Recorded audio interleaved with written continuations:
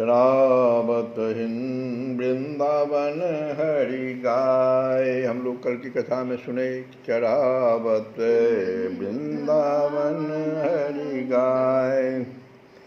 बंसी बट शीतल जमुना तट, अति परम सुखदाई। सूर श्याम तह बैठी विचारत, सखा कहाँ बिरमाई। अरे कितनी देर लगा दी उन सबों ने, भगवान सोच रहे हैं। उस विशाल बट की छाया में आकर के कलिंद नंदिनी के तट पर, उस विशाल बट की छाया में भगवान आ विराजे हैं। शिशुओं के अब तक न आने का कारण सोच रहे हैं। अरे कितनी देर लगा दी उन सबों ने। चिंता हरण विश्व नियंता प्रभु श्री कृष्णचंद्र को अब अपने सखाओं के लिए चिंता होने लगी, क्योंकि क्षण क्षण करते ही वहां आए भी उन्हें प्राय 2 दंड हो चुके हैं। सखाओं के अभाव में उनका चित्त वहां लग न सका। अनमयस्क से वे भी उस ओर ही चल पड़े, जिधर सखा गए थे उधर चल पड़े। उनकी चिंता का पार नहीं। बार बार हरि कहत मन ही मन, बार बार हरि कहत मन ही मन। अब ही रहे संग चारत धनु, ग्वाल बाल को कहूँ न देखूं। ग्वाल बाल को कहूँ न देखूं। टेरत नाउ लेत दैव सैनु, टेरत नाम लेत दै सैनु। आलस गात जात मन मोहन, सोच करत तनु नाहिन चैनु। आलस गात जात मन मोहन। चित्त उनका सखाओं के अभाव में चित्त लग नहीं रहा, इसलिए आलस गात जात मन मोहन। सोच करत तनु नाहिन चैनु, अकनि रहत कहूँ सुनत नहीं कछु। नहीं गोरंबन बालक बैनु, कुछ सुनाई नहीं पड़ रहा है, कहाँ चले गए। अकनि रहत कहूँ सुनत नहीं कछु, नहीं गोरंभन, गाय की आवाज को भी नहीं सुन रहे। न बालक बैनु, इधर गायें तो सघन वन की सीमा के उस पार जा पहुंची थी तथा इतनी दूर बड़े वेग से दौड़कर त्रसित हो चुकी थी। यही हाल उनके पालक वर्ग गोप शिशुओं का भी था। ऊपर निदाद के सूर्य तप रहे थे। वनस्थली के इस भाग में वृक्षों की शीतल छाया भी समाप्त हो चुकी थी। उन्मुक्त गगन था और नीचे की धरती वहां बस संपूर्ण वृंदावन में एकमात्र उस देश विशेष में ही हरितिमा शून्य, कोई हरियाली नहीं थी वहां पर। हरितिमा शून्य सी हो रही थी। अत्यंत निकट में ही तपन तनया के सुंदर मंजूर प्रवाह के दर्शन अवश्य होते। यमुना की नदी बगल में ही थी, पर वहां तट पर भी केवल एक कदम्ब तरु के अतिरिक्त किसी भी वृक्ष का चिन्ह तक न था। आश्चर्य है, वहां तृण विरूध उग तक नहीं सके थे। बस केवल रविनंदिनी श्री यमुना की लहरें ही वहां एकमात्र आकर्षण की वस्तु थी। विशेषतः त्रसित गायें उन्हें देख लेने के अनंतर इस मध्याह्न के समय वहां जाकर जलपान के द्वारा अपनी तृषा शांत करने का लोभ संवरण कर सके, यह कैसे संभव था। इसलिए स्वाभाविक ही गायें उस ओर ही मुड़ी और पालक तो उनके पीछे चलेंगे ही। इस प्रकार सभी उस निर्वृक्ष तट पर ही जा पहुँचे। ब्रजेंद्र नंदन श्री कृष्णचंद्र की अचिंत्य लीला महाशक्ति उन्हें वहाँ उस प्रसिद्ध कालिये हृदय पर ले आई। जहाँ नील सुंदर की कालिए दमन लीला का प्रकाश होगा। भगवान को तो कालिए दमन का लीला करना था, तो सबको देखो समेट करके जमुना के किनारे चले आए। सुसुरभि तिहि बेर प्रसावंत जल के भय, काली दह कहाँ हेरी चले शीघ्र पहुँचे तहाँ। अब ग्रीष्म ताप से व्यथित हुए गाय आते ही उस जल प्रवाह में मुंह डालकर प्यास शांत करने लगी। श्री यमुना की उस अमृत तिरस्कारिणी धारा का ही वे सदा पान करती आई है। इस धारा ने सदा ही उनके प्राणों में शीतलता का संचार किया। इसलिए ही नित्य के अभ्यास बस सबने जल पीना आरंभ किया, किंतु आज वह चिरपरिचित तृप्ति उन्हें न मिली। गाय तो जल पी रही है लेकिन तृप्ति नहीं मिल रही है। तृप्ति दूर, दूसरा क्या हो गया, वार्य स्पर्श मात्र से, जैसे जल का स्पर्श किया, स्पर्श मात्र से कंठ में कुछ बूंदें उतरने भर से ही उनके प्राण झुलसने लगे। वे पशु इस बात को नहीं जानते कि यहाँ तपन तनया मन सूर्य की बेटी यमुना के इस हृदय में ही कालिए नाग का निवास है। उसके संपर्क से इस हृदय का प्रत्येक जल कण विषपूर्ण हो चुका है। उन्हें इसका जलपान तो क्या इसकी सीमा में भी प्रविष्ट नहीं होना चाहिए था। और इस ज्ञान के अभाव में ही स्वभाववश वे उस सद्य प्राणहारक जल को स्पर्श कर चुके थे, उसका कुछ अंश भी पी चुके थे। इसलिए जो परिणाम होता था, जो परिणाम होना था वही हो गया।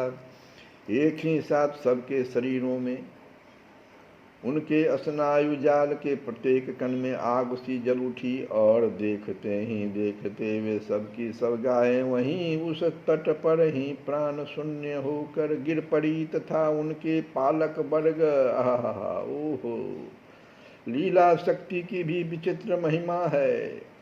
उन मूक गो समूहों के लिए तो पशु स्वभाव बस उन्होंने जलपान कर लिया। यह हेतु किसी अंश में समीचीन बन सकता है, किसी अंश की बात इसलिए कि सचमुच ही सच्चिदानंद परब्रह्म पुरुषोत्तम श्री कृष्णचंद्र की लीला में उपकरण भूता ये गायें प्राकृत सृजन की वस्तुएं नहीं है, किंतु वे श्रीदाम सुबल आदि गोप शिशु तो प्रायः सभी जानते थे कि एक महासर्प का उस हृदय में निवास है। ये जानते थे श्रीदाम और सुबल। वे अपने पिता पितृव्यों से सुन चुके थे कि यहाँ पर यमुना के इस जगह पर एक महासर्प का निवास है। वहाँ उस स्थान की ओर पैर रखने के लिए सर्वथा निवारित हो चुके थे कि उधर नहीं जाना तुम लोग। पिता और पितृव्यों ने कई बार कहा था कि उधर नहीं जाना, फिर भी उनका वह ज्ञान उस समय लुप्त हो गया। हतबुद्धि से हुए वे भी अतिशय द्रुत वेग से दौड़कर उन गायों के पीठ पीछे आ पहुँचे। इतना ही नहीं, वे आए थे इस उद्देश्य से कि शीघ्र से शीघ्र इन पशुओं को पीछे की ओर हाँक लाएंगे, किंतु यहाँ आने पर वह स्मृति भी किसी ने पूछ दी। उन्हें प्यास तो थी ही, उन सब ने भी अपनी अंजलि उस प्रवाह में डाल ही दी और अंजलि का किंचन मात्र जल अपने कंठ में ही डाल ही दिया। बस जैसे इधर गाय गिरी वैसे ही सर्वथा साथ ही साथ क्षण भर में वो सारे जो गोप शिशु थे वहीं गिर पड़े, प्राण शून्य हुए वे सब के सब गोप शिशु। और श्रीमद् भागवत में यह प्रसंग आया है 10वें स्कंद के ही अब अथ गावश्च गोपाश्च निदाघात पपीडिताः दुष्टं जलं पपुस्तस्यास्त्रसार्तां विषदूषितं विषाम्भ तदुपस्पृश्य दैवोपहत चेतसः निपेतुर्व्यसवः सर्वे सलिलान्ते कुरुद्वः गोपधेनुरविकरलहितापाय गृशमधूपघोरतनव्यापां त्रिषितमहाव्याकुलमनतासु गरलविदूषितजल पिये आसु दैवी हतचितविषजलजवहि परसतमृतकभये सब तवहि अगिरिगे सकल सखा अरुधेनु जमुना तीर तीर शुभरेणु। सारे के सारे गाय भी और गोप शिशु भी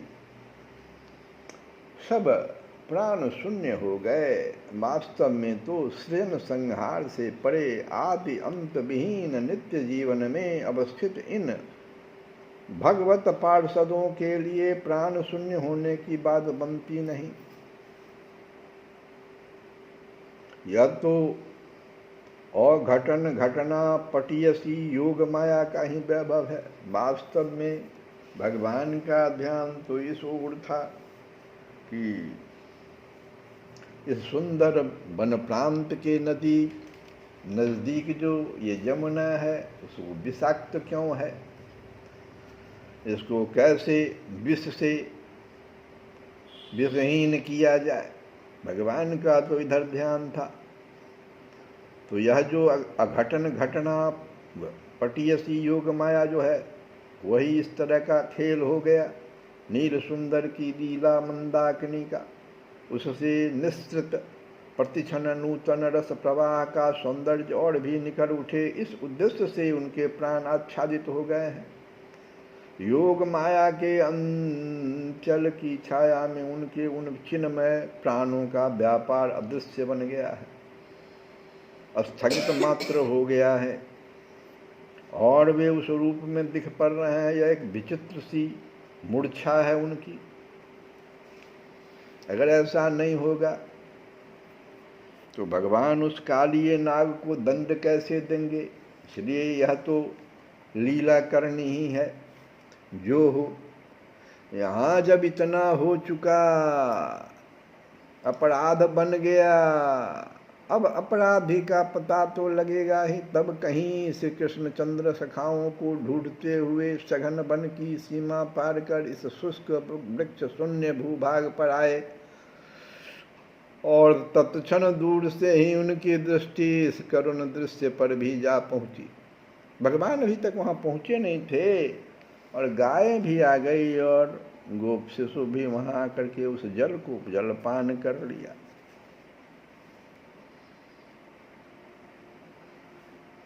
अब भगवान वहां पहुंच गए। उस समय ब्रजेंद्र नंदन की कैसी दशा हुई। ओ स्वयं वाग्यवादिनी में भी शक्ति कहाँ है कि उस समय में ब्रजेंद्र नंदन की कैसी दशा हुई होगी, उनके मनोभाव। ये तो बीना वादनी में भी शक्ति कहाँ है जो इस पर किंचन मात्र प्रकाश दे सके। करुणा सिंधु ब्रजेंद्र नंदन के अंतःस्थल में उच्छलित कृपामयी उर्मियों का किसी एक करुणा लहरी के एक कण का भी वास्तविक चित्रण आज तक कहीं किसी के द्वारा भी हुआ जो नहीं। यत किंचित चित्रण हुआ है, हो सकता है तो केवल उनके बाह्य अनुभवों को लेकर ही, सो भी उनकी चरण नख चंद्रिका का प्रकाश बुद्धि में, मन प्राण इंद्रियों में परिव्याप्त हो जाए और उस आलोक में उन चिन्मय अनुभवों के दर्शन हों। तब अतएव किसी भी बड़भागी लीलादर्शी के प्राणों की झंकृत भी वाणी द्वार से इतना ही व्यक्त कर सकती है क्या कि एक मुहूर्त के अनंतर से कृष्णचंद्र वहां आए थे और तुरंत दूर से ही उन्होंने उन सबको प्राण रहित देख भी लिया। विद्युत वेग से घटना स्थल पर भी वे आ पहुँचे, पर हाय उनकी उस नवनीर दस्यामल मूर्ति पर। आह सौंदर्य निधि उस नील कलेवर पर क्षण भर में ही अंतस्थल की व्यथा के न जाने कितने शत सहस्त्र काले आवरण जो आ गए। हाय रे उनके श्याम श्रीअंगों पर एक कैसी सी पहले से सर्वथा भिन्न जाति की एक विचित्र श्यामता, नहीं नहीं व्यथाजन्य म्लानता का पुंज जो बिखर गया। ओह और तब आई जडिमा।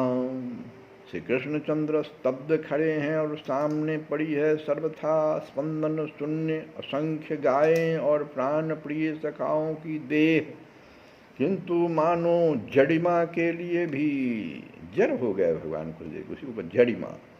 तो जडिमा के लिए भी श्री कृष्णचंद्र के प्राणों का ताप इस समय असह बन गया और वह भी मानो भाग निकली, वो जरिमा भी भाग गई। फिर तो श्री कृष्णचंद्र चित्कार कर उठे, या गावह खलु देवता ब्रज सदा मसमाकमुच्चैस्तराम। ये बालाश्च सदैव जीव तुलितास्तेमि विपन्नाः पुरः आहं स्वयमस्मि तत्सहचरः किं भ्रातरं मातरं तातं सर्वजनं च वंचिं ममधिक चापर्यतः साहसम्। ओह ये गाय नहीं, निश्चित रूप से हम ब्रजवासियों के सर्वाधिक आदरणीय देवता या गावः खलु देवता ब्रज सदा। नहीं निश्चित रूप से हम ब्रजवासियों के सर्वाधिक आदरणीय देवता अस्माकं उच्चैस्तराम हमारे तथा ये हमारे नित्य प्राण तुल्य बालक ये बालाश्च आह कैसी विपन्न दशा में ये सामने पड़े हैं। विपन्ना पुरः और मैं स्वयं हाय रे इनका सहचर हूँ। हा हम स्वयमस्मि तत्सहचर है, मैं स्वयं हाय रे इनका सहचर हूँ। अब मैं क्या उत्तर दूंगा, किम भ्रातरम मातरम तातम सर्वजनम, क्या मैं सबको उत्तर दूंगा। अब मैं क्या उत्तर दूंगा दाऊ भैया को, मैया से बाबा से क्या कहूंगा। भगवान देखो क्या क्या सोच रहे हैं। चिल्ला जोर से श्री कृष्णचंद्र चित्कार कर उठे ऐसा। आह मैं गो संचारण करने आज इस पथ से कालिए हृदय की ओर आया ही क्यों। मम धिक्कार करते, धिक्कार है मेरे चंचलता जन्य ऐसे साहस को, चापल्यतः साहसम। भगवान आज जो है अपने साहस को धिक्कार कर रहे हैं। क्यों मैंने ऐसा निर्णय लिया, क्यों मैं गौ को इतना दूर तक ले आया, कालिए हृदय तक क्यों चलाया। जितने भी मेरे तात और चाचा ताऊ जो भी थे सब मना करते थे कि इधर मत जाना, फिर क्यों मैं चला आया। भगवान आज फिर जो है चित्कार कर उठे।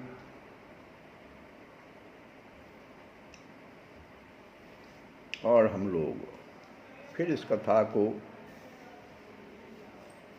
कल भी सुनेंगे, लेकिन भगवान तो कह रहे हैं कि तुम हित हो, हित का मैं हितकारी हूँ। तुम कर्म हो, मैं कर्मकारी हूँ। तुम ठाकुर हो, मैं पुजारी हूँ। तुम और नहीं मैं, तुम और नहीं मैं। तुम पर्दे में मैं जाहिर हूँ, तुम भीतर हो मैं बाहिर हूँ। तुम नारायण हो, मैं नर हूँ। तुम और नहीं मैं, और नहीं, और नहीं मैं, और नहीं। तुम कमल हो, मैं रस भौरा हूँ। तुम चंदा हो, मैं चकोरा हूँ। तुम मेरे हो, मैं तुम्हारा हूँ। तुम और नहीं मैं, और नहीं। तो फिर ये जो दो का भेद है, यह दुई का भेद मिटा प्यारे। आज इस कथा से समझ में आ जाए कि ये दो है ही नहीं, यह दुई का भेद मिटा प्यारे। यह दुई का भेद मिटा प्यारे, यह दुई का भेद मिटा प्यारे, यह दुई का भेद मिटा प्यारे। अब देर है क्या, आजा प्यारे, अब देर है क्या, आजा प्यारे। सब बच्चे प्राण शून्य हैं, लेकिन कह रहे हैं कि अद्वै का भेद मिटा प्यारे। अब देर है क्या, आजा प्यारे। इस दास को दर्श दिखा प्यारे, इस दास को दर्श दिखा प्यारे। क्यों? क्योंकि तुम और नहीं मैं, और नहीं तुम, और नहीं मैं, और नहीं तुम, और नहीं